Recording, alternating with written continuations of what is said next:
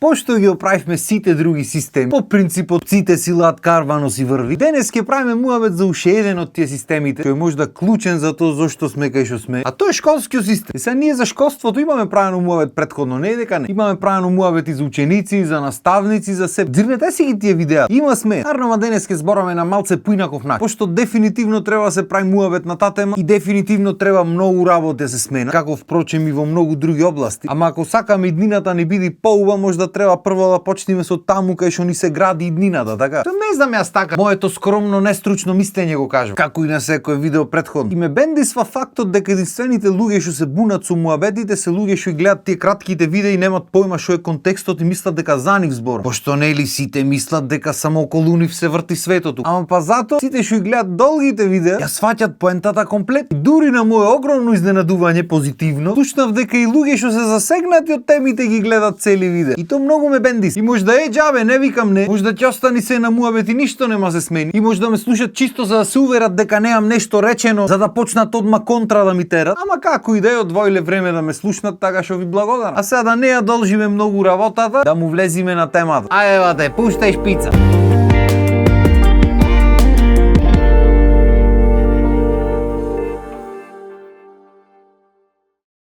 Школскиот систем е место и начин на едукација на луѓе. Низ него поминале сите пред нас и сите после нас ќе поминат, сакале ни или не. Отивела ми место и начин. Пошто не се само училиштата дел од школскиот систем, не се само наставниците и професорите, туку и начинот на кој сето тоа се одвива, начинот на кој се одбира што ќе се учи и така натаму е дел од тој систем. И сето тоа наназад во годините било во склад со тоа какво било општеството во тој период и како се живеело. Пример, повозрастните од нас учеле домакинство, учеле логика, учеле тон работи што ние не ги учевме, камоли тие после нас. Сега додуша кога ги направило тоа домакини и колку логички размислуваат понатаму во животот, тоа е друго прашање, ама сепак учеле работи што тогаш се сметале за многу битни. Денешно време очигледно не е битно дали си домакин или домакинка, битно е да си работи. Ние на пример кога дојдовме да учиме, почна да воведват некои нови предмети тогаш. Значи си учиш ти биологија, хемија, физика, математика, македонски, англиски, географија, историја и од нигде никаде му текнува граѓанс, бизнис и си велиш море со паметија луѓето бизниски учиме, сега ќе научиме како треба во животот се понаша. Најше учевме по бизнис. Не знаеш, јас ќе ти кажам. Идеше професорот секој ден и не прашваше. Пример, не знам, во Шпанија, која марка на возило се произведува во Шпанија? И за тие што знаат што ги интересира, ќе кажат одма Сеат, ова, он. Тие што не ги интересира, вклучувајќи ги чупињата, врска нема, што е нормално. Идеме колку поќе производители на автомобили има, толку е појака економијата во држава. И добро, тоа е супер. Ама како то мене ќе ми поможи понатаму во животот да јас знам нешто? Да знам како со парите, да знам како да вложам и така натаму. Никако. Пример, наместо ти кажи дека секое купување на нова кола губиш пари, пошто колата автоматски губи вредност и со секоја помината година губи уште поќе вредност, наместо да учиме нешто што ќе не подучи како да направиме поќе од тоа што имаме, ние учиме дека во Јапонија се произведува Toyota и дека Toyotата била најнерасиплива кола и ти фрла прашање од нигде никаде. Кај имаш ти видено? Имаш ти видено Toyota на некој му се расипи да турка на семафор? Немаш. Ама зато Југо имаш видено. Море споредба прави. Па по граѓанско па да ме отепаш немам појма што учам. Да ме отепаш сега немам петка имав сигурно. Ученик со сите петки сум. Ама да ме отепаш не ми текнува што имаме учен. Толку што беше битно и што ни направи позитивна промена во животите. Врска немам што учам. И сега не се сватиме погрешно, не е поентата да деградирам одредени предмети. Поентата е да го деградирам тоа што се учи по одредени предмети. Пошто по предмет бизнис може да се учат многу поубави работи. И на крајот на денот бизнисот не е ни проблем во школство. Проблем е што тоа што го учевме ние веќе беше назад од технологијата што имаше тогаш, па да не прамуваме тоа што го учат децата сега со денешната технологија. Што значи крајно време да се направи ревизија на сето тоа што го учат децата, сето тоа што се предава, кој го предава сето тоа и малце од малце да го исправиме пат. Оти ние изгорени сме да кажуваме според системот на не знам кој ќе работиме, според западен систем, според не знам каков систем. Мора оставите ги вие тие системи, пошто прво и основно ние не сме запад, а бога ми не сме ни истокот почи. Треба да се најде што функционира за нас тука. Мене ми е јасно дека тој школскиот систем е направен не за да прави лидери, туку за да прави послушни работници, пошто нели кој сака лидери да има, тие сакат истите лидери да се целве. И ако ги смени некој, треба ги смени некој што е близок на тие лидери, рети таму по училиштата лидери да прави. Кај се видело. Јасно ми е тоа. Ама исто така е веќе јасно како ден дека вака не ој далеку работата. Пошто и за да бидиш лидер, треба да има на што да бидиш лидер. Така, а вака како што тргнале работите, за некое време и ќе се намали дали се враќаjo низ градоите. А то заминувањето на луѓето во странство, покрај сите други причини, најмногу се дешава е заради тоа што школскиот систем не ги спрема децата за возрастен живот. И кога ги акни возрастниот живот, толку многу се разочарва што единствена опција му е да си запалат патиките и да одат негде кај што некој ќе ги цени. Оти познавам еден тон луѓе. Значи еден тон луѓе познавам што биле одлични ученици со сите петки што учеле, значи се што требало направиле. И завршиле се што требало завршат. И после систем му рекол лалда ти, ама знаеш како, кој те прашва бе бате, кој те тркал? Го памтиш од задната клупа единичаро? Него ќе оклајме директор, ние него главен ќе оклајме, ти работиш. Чим ги имаш сите петки, значи дека си послушен, дека си одличен работник, работи си ба. И ќе примаш наредби од тој што нема книгата фатено. Оти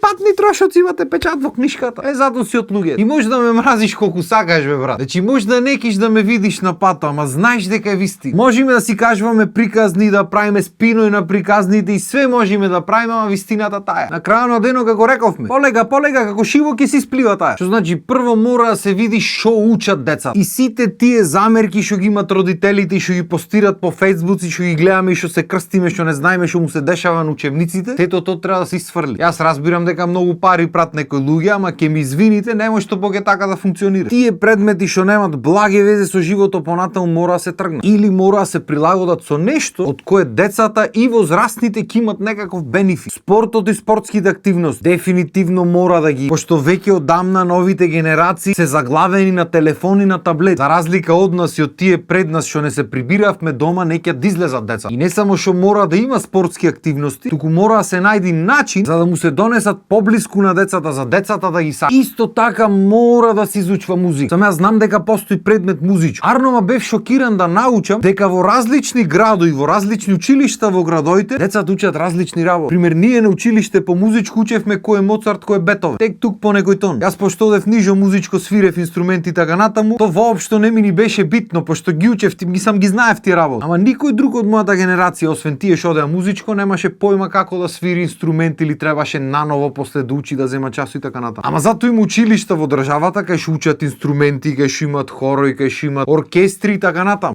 То треба да се учи. Ако ништо друго треба да го има како избор, ако детето сака да учи, да може да го учи. Пошто работите што можеш да ги научиш преку музика, моториката што можеш да ја развие, начинот на размислување што можеш да го развиеш и самото чувство психичко што можеш да го добиеш е многу поубаво и многу поразлично од се друго што се учи таму. Информатика дефинитивно треба да има и не да биде еден предмет, треба дури може да и поќе да биде. Пошто денешно време децата мали што ги интересираат такви работи, знаат поќе од 90% од луѓето во држава. И има уште еден тон работи што можат да се направат за да се подобри животот на луѓето понатаму, да се поткрени свеста на едно повисоко ниво. А за сето тоа правилно да се спроведи, треба да се регулира и вработвање. И сега тука знам дека многу луѓе ќе се најдат засегнати, ама мислам дека не требаше да ви биде изненадување дека ќе го правам ова муаве. Пошто многу убаво знаеме последните 35 години како луѓе влегват на работа. Многу убаво знаеме дека скоро секој пат кога ќе има огласот е клаен така провизорно пошто се знае кој ќе влезе. И чудна работа како стално има огласи кога има некој избор. А поминат изборите автоматски наеднаш некако ефективно се менват директори, се менват професори,